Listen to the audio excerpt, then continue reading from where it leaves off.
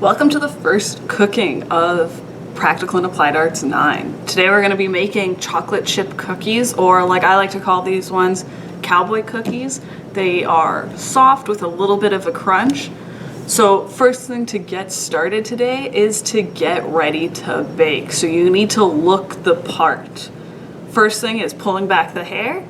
Second thing is putting on an apron if you have one, or for me, I'll have a jacket. Okay, so I'm ready. I got my jacket on, I got my hair pulled back. Next thing to do is make sure you get your hands washed. So we gotta do that next.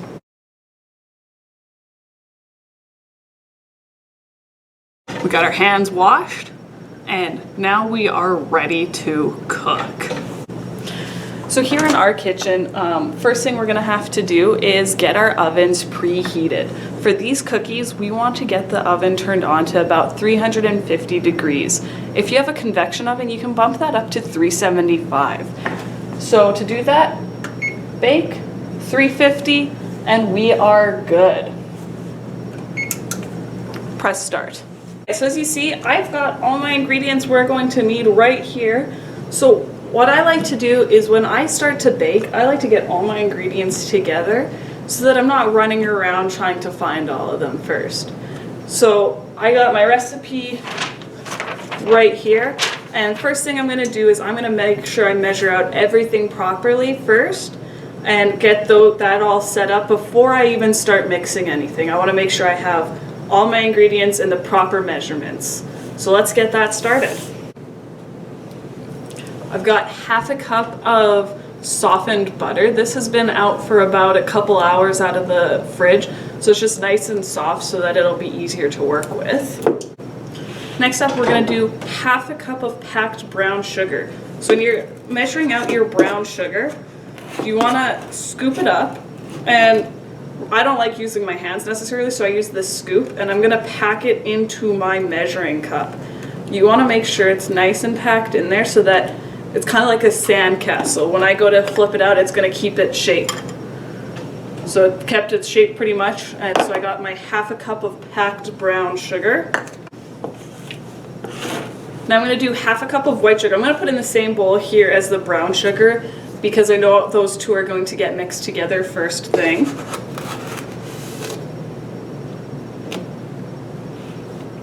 So half a cup of white sugar. 1 egg. Now to do the vanilla, especially in the classroom, I usually have all our ingredients on a table that you go and gather yourself. When you're measuring vanilla, or any liquid that would be in a measuring spoon, unlike when you're using a measuring cup and it's more solid and easier to carry back to your spot, I always say bring one of these little bowls with you. That way you're not going to spill it anywhere. And so you can measure over top of that. 1 teaspoon, pour that in, and there you go. You know, you got your 1 teaspoon, and you're not going to spill that unless you trip on your walk back to the kitchen. Next up, we're going to be measuring out 3/4 of a cup of flour. So with flour, the trick is to not shake it down. You don't want to pack it down. You want it to stay nice, light, and fluffy. So the best way to do it is actually filling up from a scoop. You overfill it. That way you're not pushing your measuring cup into there and packing it in as you're doing that. So you see I'm overfilling that. It's nice and full. I'm going to use this scoop. I'm going to level it off. It's half a cup there. 1 more of these. Oh wait, I did that wrong this time.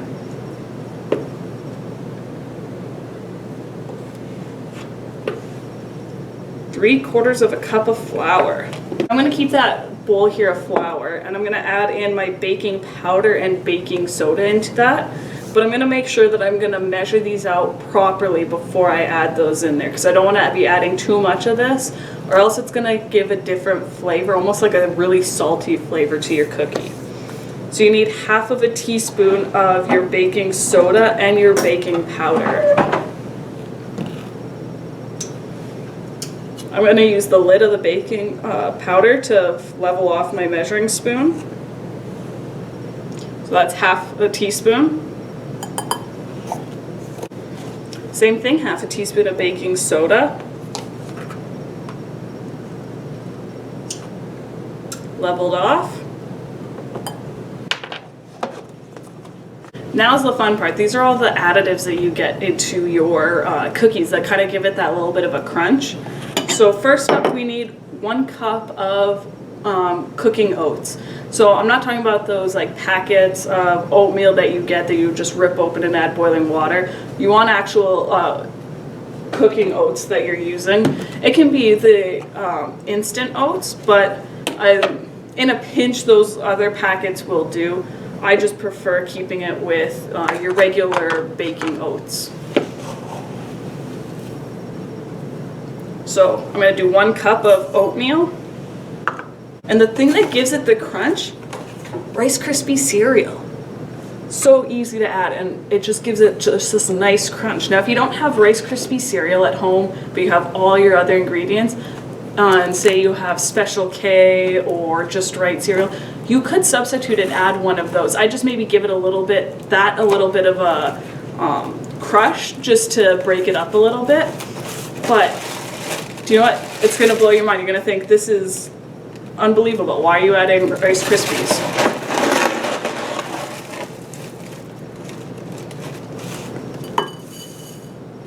So a cup of Rice Krispies there. And then these last 2 ingredients are optional. You do not need to add these last 2 ingredients. However, I like to add them to mine. So first up, we got coconut. Now, the reason why this one's an optional one is not everybody likes the taste of coconut, and some people actually have allergies to coconut. So you do not need to add the coconut into these cookies. I'm just doing a 1/2 cup of coconut.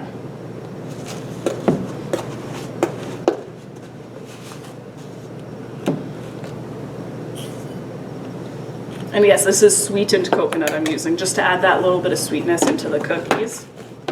And the thing that I think most of you guys will like is adding the 1/2 cup of chocolate chips to this. Now you don't want to add more than the 1/2 cup, even if you're not adding the coconut. Just keep it at that 1/2 cup because you don't want the chocolate chips to overpower the rest of the cookie flavor. So there, we've got all our ingredients ready to go. Now I'm gonna clear aside all my measuring tools and my ingredients, and then we can get started on the process of baking the cookies and mixing them together. Okay, so we've got our area cleaned up and we are ready to go. My oven has just preheated, so that is perfect timing.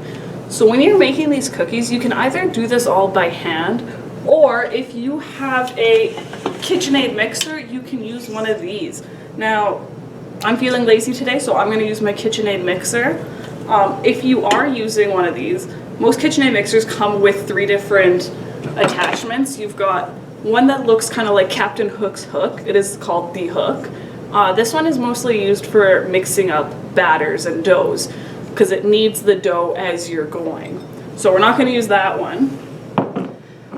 Lots of you may initially go for the wire whisk. Now, I don't know if you guys can see this. This whisk is pretty bent out of shape, and that's from students using the whisk on heavy batters like this, like a cookie batter.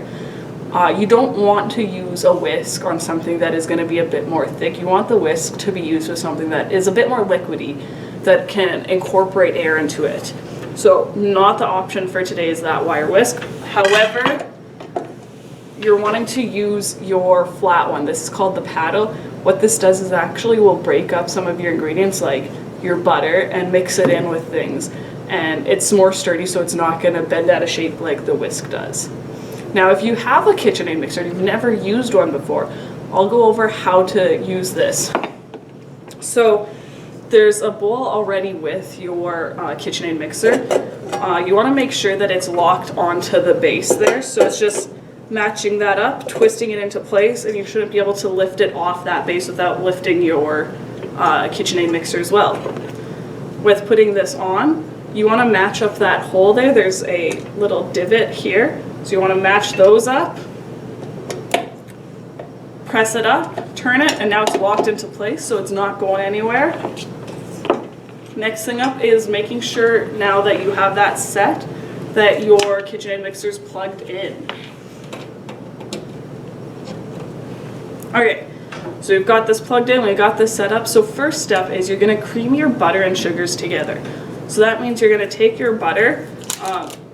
This is a 1/2 cup brick of butter here. Now if you're doing this by hand because you don't have a KitchenAid mixer, and your butter's still a little bit hard, you can throw it into the microwave for like 10 seconds. You don't want it fully melted because you still want it kind of that solid, but it can soften up that butter for you a bit more. And then you're going to take your sugars. So remember we added our brown sugar and white sugar into the same bowl.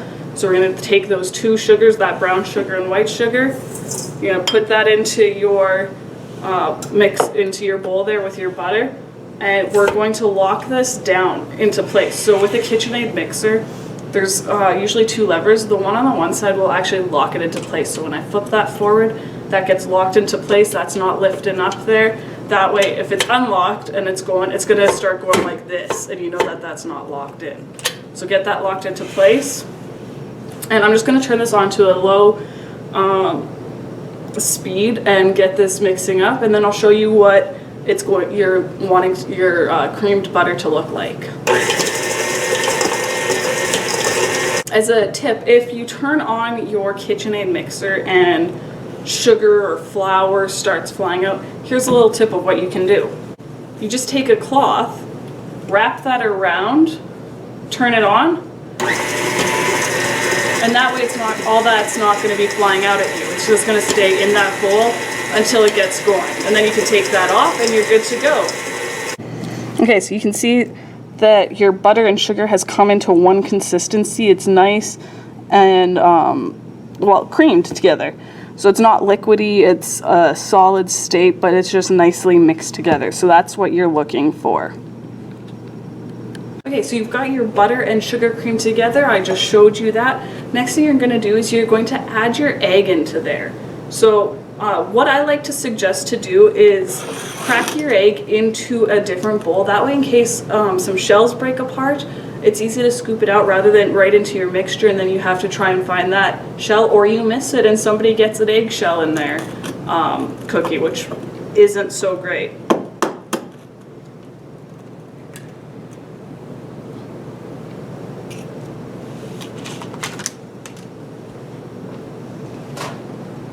Okay, so you got your egg cracked into a different bowl, no eggshell. Pour that in there. And turn your mixer on and get that egg mixed in there. So that egg's gonna put some moisture into that butter and sugar mixture that's gonna make it a bit more liquidy and moist. So as soon as you have that egg nicely beat in, you're gonna add in your teaspoon of vanilla. Get that turned on and mixed in. So you see how this is nice and creamy? I'll turn this on so you can kind of see. That's what you're looking for after you add your egg and then your vanilla. It's gonna kind of have that nice creamy compared to what it was with just the butter and sugar. Now we have our egg and we have our vanilla mixed in there.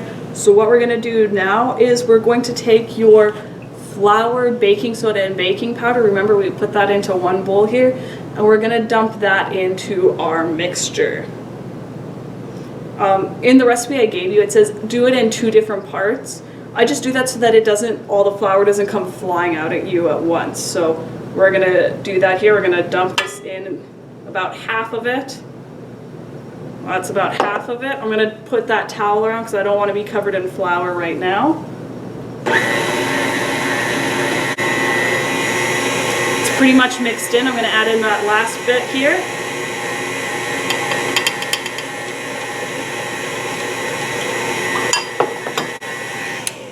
Now when you do that, you're going to notice that lots of flour is actually going to be on the sides of your bowl. So that's where I want to turn it off. I want to unlock it.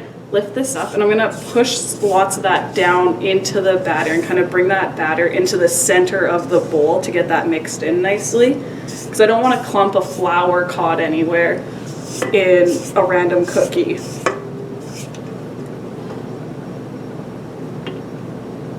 Let me know if this is your first time making cookies.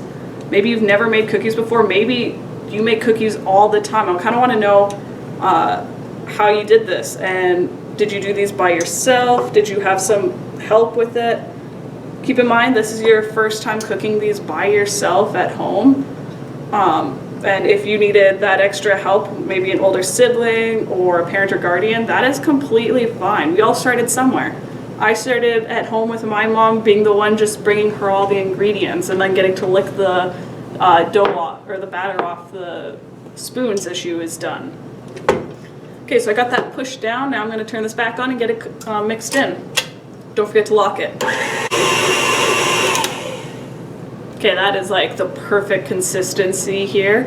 Now for these last ingredients, your oatmeal and your Rice Krispies and your chocolate chips and coconut, do these by hand. Mix these ones in by hand. So stop your mixer, get this flipped up here. I'm going to take that paddle right off. Get all that batter off this paddle here.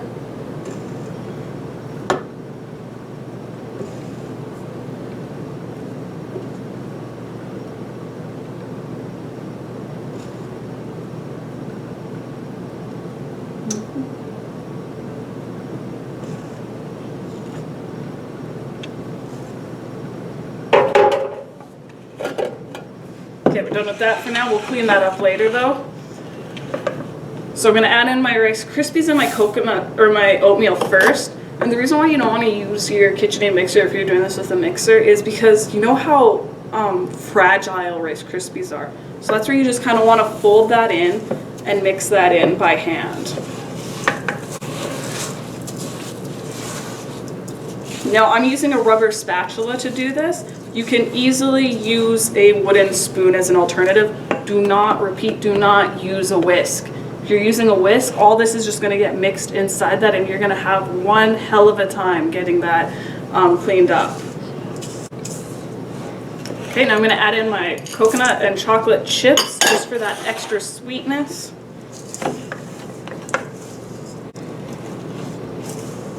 See, and I'm hitting that point where I'm like, do you know what? This rubber spatula is not doing its job that it should be. Get a wooden spoon because those are a bit more sturdy and it's not going to be as bendy. So we've got our cookie sheets here. I like to put some parchment paper on cookie sheets just so that if they're burnt to the pan, it's easier to get them off of the parchment paper. Also, it makes the cleanup a bit easier. Now, in order to get your cookies onto the pan in cookie form, there's two different ways you can do it. First, I have these portioning scoops here. So you can either, if you have it's a portioning scoop or an ice cream scoop, but you want them to be smaller. So you can use those because then look at it, it's so easy to just plop these on, and I only do maybe 3 in a row on a pan because these will spread out. So you want to make sure that they're nice and spread apart here. So it's pretty easy if you have one of these to do that. The other way, if you don't have, rather than using your hands, is get 2 different sizes of spoons here. So I've got a tablespoon size and a teaspoon size. I'm going to scoop with the tablespoon and then push off with the back of my teaspoon.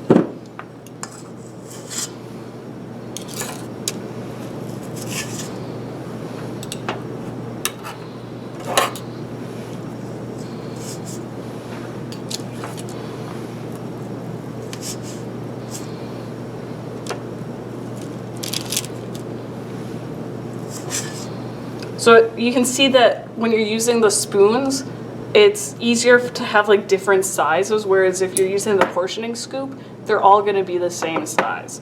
So continue on, get your one tray ready, and then what I suggest to do is we'll get them in the oven and I'll show you that as soon as we're ready. Okay, so we're going to put these cookies into the oven. Now, I have my oven racks set exactly where I need them, not right at the bottom and not right at the top. So what we're going to do is we're going to take our cookies, we're going to put I have 2 trays done already. So I'm putting one at the bottom and one at the top. Now I'm only going to have those in for about half the amount of time, and then I'm going to take these out and put this one down here and this one up here. just because I don't have a convection oven and I want them to cook evenly. So I got those in, and let's get that timer set. Okay, so I got our cookies in for 7 minutes to start out with. At about the 5-minute mark, that's when I'm gonna take them from the oven and do that bottom cookie sheet to the top and top to the bottom there. At that 7-minute mark, I wanna check them and see, and then if they're not quite done, I'll leave them in for 9 minutes total, and then I'll check them every minute from there. And I'll kind of let you guys know as we're going about how long it should take to get those fully baked. Okay, we're at that 5-minute mark, so we're gonna switch those cookie trays. See, they're nice and cooking already. I suggest using 2 oven mitts, unlike me, only using 1 hand. I'm also actually going to rotate these too. And this is good because at this 5-minute mark, I can see that these are gonna take a few more minutes. So let's close that up and keep those in there for a bit longer. Okay, I think lots of our cookies are almost done here, if not already done. So they've been in for about 11 minutes. So let's check on these. For sure our top ones are done. These are nice. You can see how golden brown they are. So we're gonna pull those out. Remember, especially at home, do not put these hot pans on your countertops. That's a good way for your mom or dad to get super pissed at you. Okay, so those ones are gonna take probably another minute here, so I'm just gonna put those on the top shelf again and leave those in for like 1 more minute, but that top set was perfect. See how golden brown they are? That they spread out a little bit, that's exactly what you're looking for. I'd leave these on the cookie sheet for like a couple minutes just to set, and then you can transfer these to a cooling rack. So what a cooling rack is just a wire rack like this, and then you can place them on there and let them cool down, and then you're ready to eat them.